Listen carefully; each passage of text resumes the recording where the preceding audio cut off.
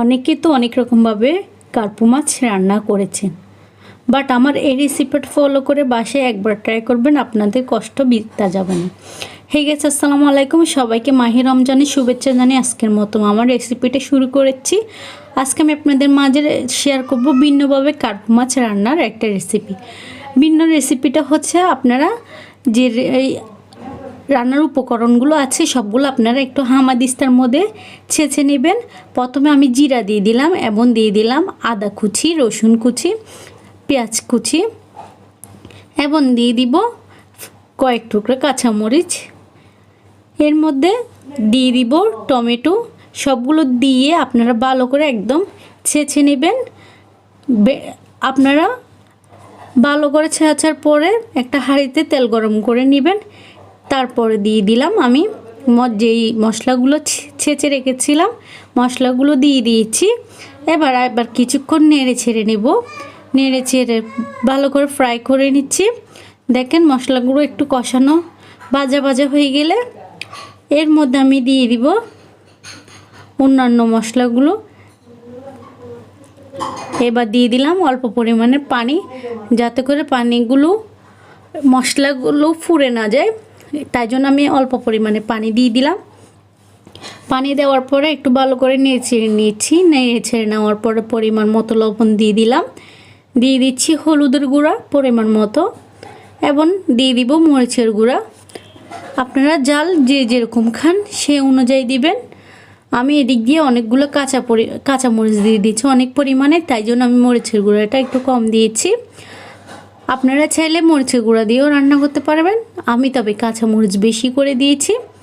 জালটা আপনারা আপনাদের অনুযায়ী দিয়ে দিবেন। এবার আমি আরও অনেক পরিমাণে পেঁয়াজ কুচি দিয়ে দিব। পেঁয়াজ প্রথমে তো ওখানে ছেঁচে নিয়েছিলাম, তখনও পেঁয়াজ কুচি দিয়েছি।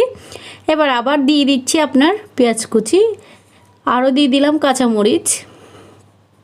এবার ভালোভাবে একটু মশলাগুলো কষিয়ে নেব।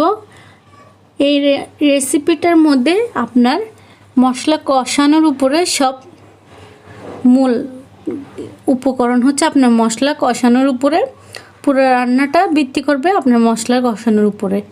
এখন দেখেন ভালোভাবে কষানো শেষ হয়ে গেছে। দেখলেন তো কীরকম লাগতেছে, কালারটাও অনেক আমি এসেছে। এবার এই পর্যায়ে এসে আমি দিয়ে দিব অনেক পরিমাণে টমেটো দিয়ে দিচ্ছি। আপনারা চাইলে কম বেশি করে দিতে পারবেন, তবে এই রান্নাটা টমেটো দিয়ে করলে ভালো হয়। যত রকমের আপনার ভুনা মাছ আছে সবগুলো আপনারা একটু টমেটো বাড়িয়ে দেওয়ার চেষ্টা করবেন। তারপরে দিয়ে দিলাম পানি দিয়ে আর একটু কষিয়ে নিব। এর মধ্যে আমি দিয়ে দিব কার্পু মাছ ফ্রাই করে রাখা, দিয়ে দিলাম ফ্রাই করে রাখা কার্পু মাছ।